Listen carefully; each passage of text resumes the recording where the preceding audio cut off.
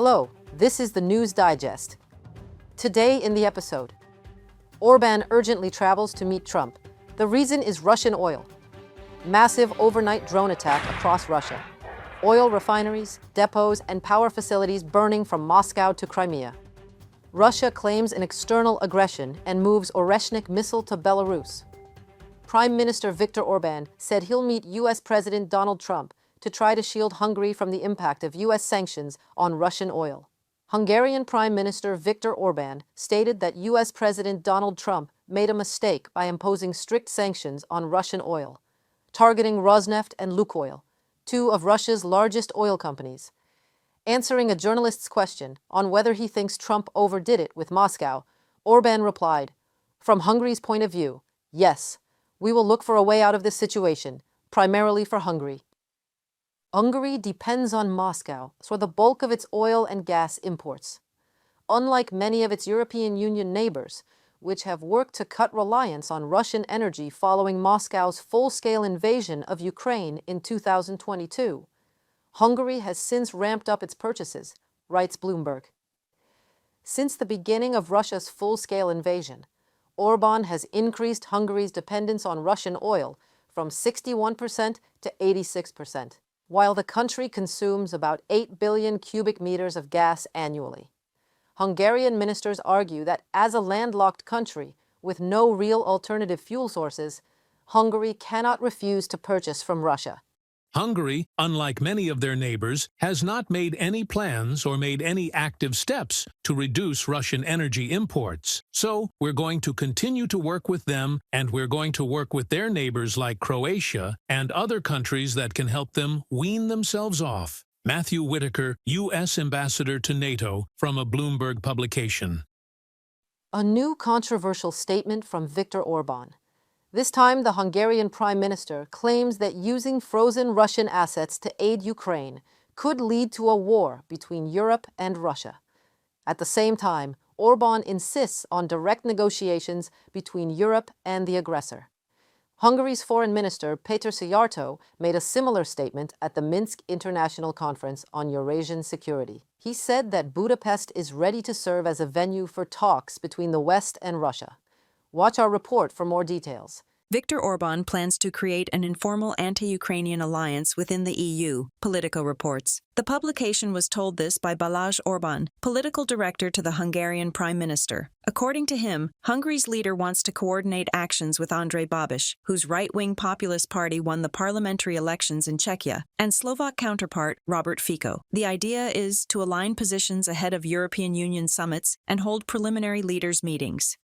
While a firm political alliance remains some way off, the formation could significantly impede the EU's efforts to support Ukraine financially and militarily. The Visegrad 4 alliance split after Russia's full-scale invasion of Ukraine as Poland advocated hawkish positions toward Moscow and Hungary took the opposite stance. A new Visegrad alliance would count 3 rather than 4 members. Poland's current center-right Prime Minister, Donald Tusk, is staunchly pro-Ukraine and is unlikely to enter any alliance with Orbán. From the Politico publication.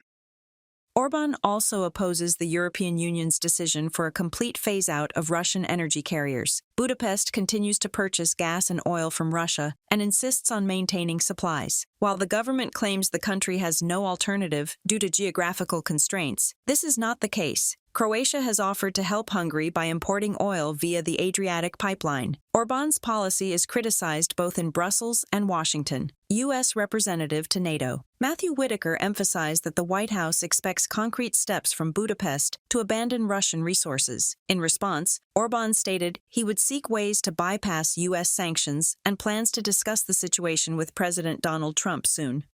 If we have to pay more, even double, for oil and gas, we cannot pass these costs on to people at the current subsidized utility prices. Therefore, those who want lower utility bills must defend Hungary's right to buy oil and gas from Russia, or at the same price as Russia, or cheaper. This game is not over yet. Sanctions against certain Russian oil companies are indeed in effect. We are working on how to circumvent these sanctions.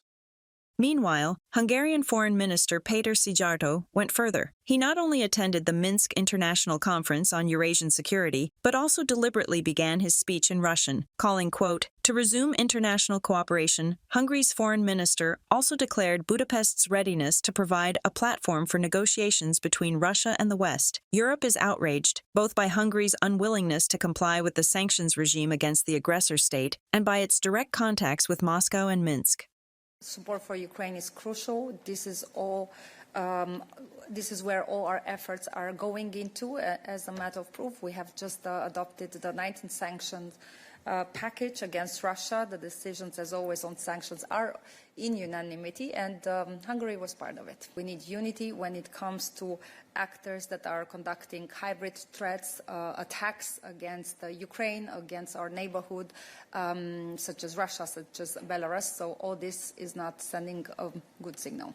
In proportion to the rise in anti-European and anti-Ukrainian rhetoric in Hungary, the country's rule of law compliance score is declining. This is stated in the World Justice Project report. The trend is the most concerning among all EU member states and highly characteristic of Budapest's allies. The country, led by right-wing strongman Viktor Orbán, received a score of 0.50 out of a possible 1.0, the lowest rule of law score in the 27-member European Union, and 0.02 below its 2024 score. Only Slovakia saw a sharper decline in its rating within the bloc. Russia recorded the sharpest overall decline between 2024 and 2025 of any nation studied, from the Politico publication. Not a single euro should be paid to a country that does not respect the principle of the rule of law, declared Sweden's Minister for EU Affairs. Jessica Rosencrantz is convinced that an EU that includes Ukraine will be safer, and greater pressure must be applied to Budapest, which goes against European policy. Reported by Larissa Petruk, UATV News. Overnight, Russia faced a wave of drone attacks, sparking explosions and fires across multiple regions. Oil facilities in Ulyanovsk, Mari El, and Stavropol were struck. Russian skies were once again shaken as drones also targeted the capital, forcing airports to halt operations. The mayor of Moscow reported that the first 3 drones heading toward the city were shot down the previous evening, around 8:00 p.m. During the night of October 29th, he wrote about repelling and destroying 4 more drones.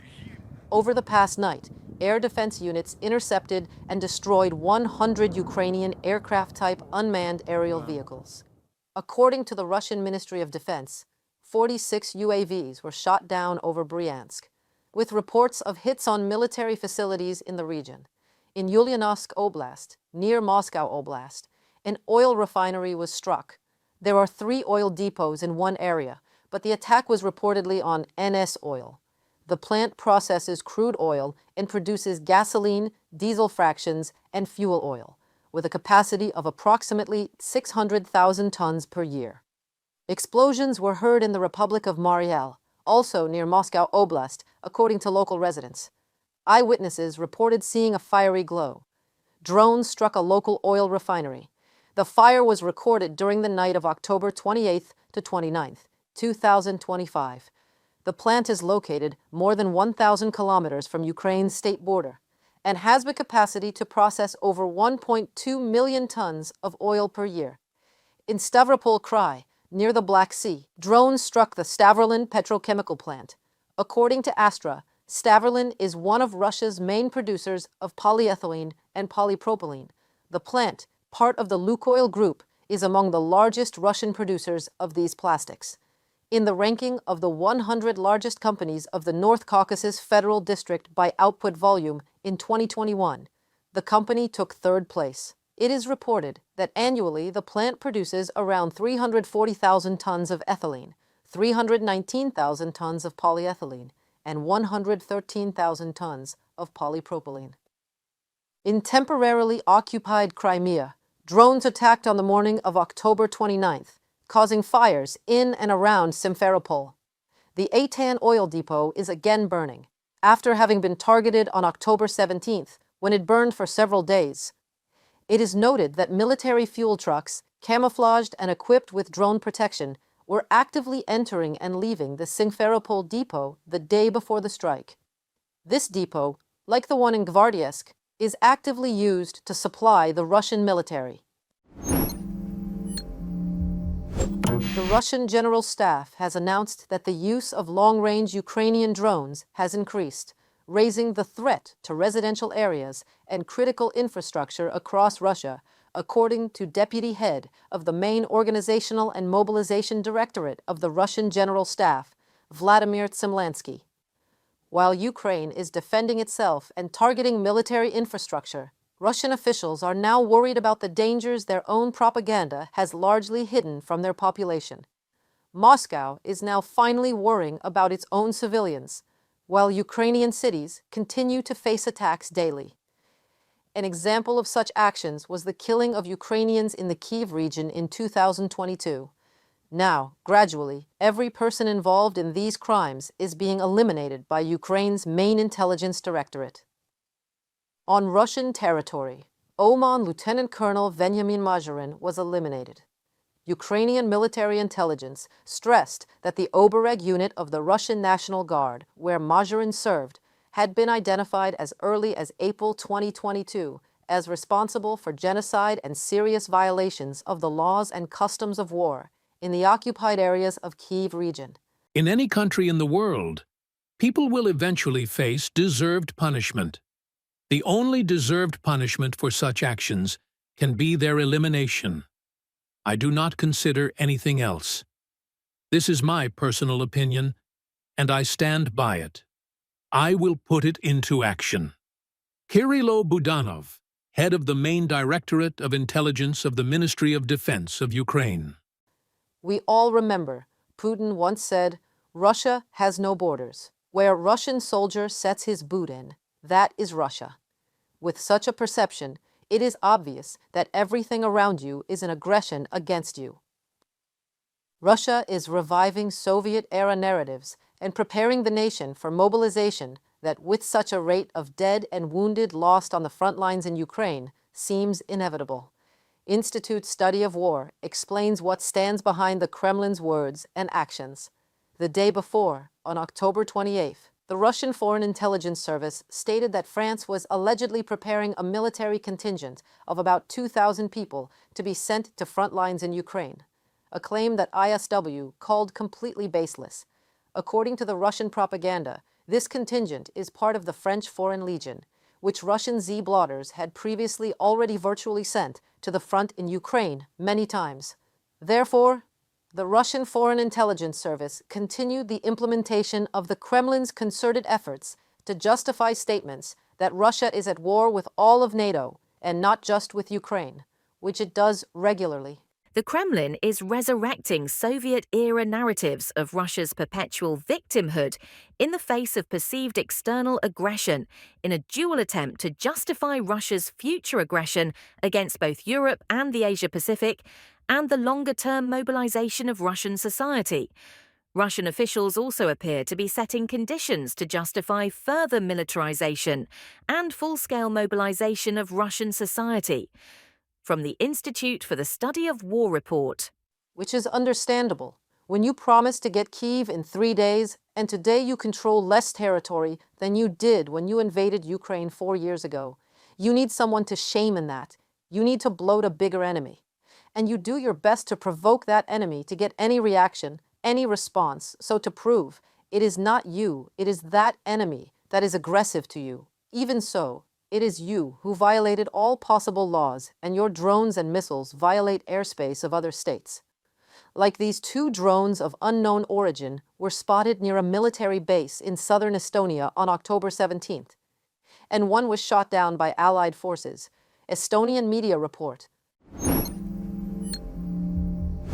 That is a modern Russian tactic. You show off, and you rattle your rusty sword, and make your vassals do the same. The Russian Oreshnik missile system will be placed on combat duty in Belarus in December 2025. So any discussions about the Oreshnik's future are over, said Lukashenko's press secretary. Earlier that day, Lukashenko stated that the deployment of Oreshnik in Belarus is not an act of aggression, but rather a response to the escalation of the situation in the region and modern threats. We are not threatening anyone. We are simply ensuring our own security. Moreover, We are always open to constructive dialogue and mutual steps to reduce tensions. Belta quoted the Belarusian leader as saying, he noted that the deployment of the Oreshnik missile system in the country could be halted if European countries refuse to deploy new missile systems. The show must go on. Russian Tsar shows the world what his policymakers are showing him, a magic wound, Burevestnik, Thunderbird missile that, as the Kremlin says, can fly 14,000 kilometers non-stop and destroy any target. A terrible, terrible weapon the world somehow just forgets to react at. Western countries have not issued any official diplomatic response to the test of the mighty Burevestnik missile, which may have a nuclear payload. Russia, what an insult to the Kremlin. Through diplomatic channels, I have not heard any reactions. Everything has fallen strangely silent. U.S. intelligence in October provided members of Congress with an analysis resulting in an obvious outcome. The dictator Putin is more determined than ever to continue the war in Ukraine, despite all meetings, all Trump's peace efforts, as per two senior American officials spoken to NBC News. According to intelligence, Russia has suffered significant military losses and economic difficulties, and both are mounting. And so Moscow seeks to gain a foothold in Ukrainian territories and expand its influence there to justify the human and financial losses. The White House declined to comment to NBC reporters on the intelligence assessment and referred to Trump's public statements regarding the peace agreement, and also mentioned the sanctions imposed by the U.S. Treasury Department against two major Russian oil companies, Rosneft and Lukoil. Some experts transmit an interesting thought I want to share with you. So to finish the topic, Putin can afford a war in Ukraine because he can't afford 500,000 Russians of angry, betrayed, and combat-capable Russians to return back to Russia. That's all for today. You've been watching The Gaze, where facts matter and perspectives stay clear. Stay informed, stay aware, and see you next time.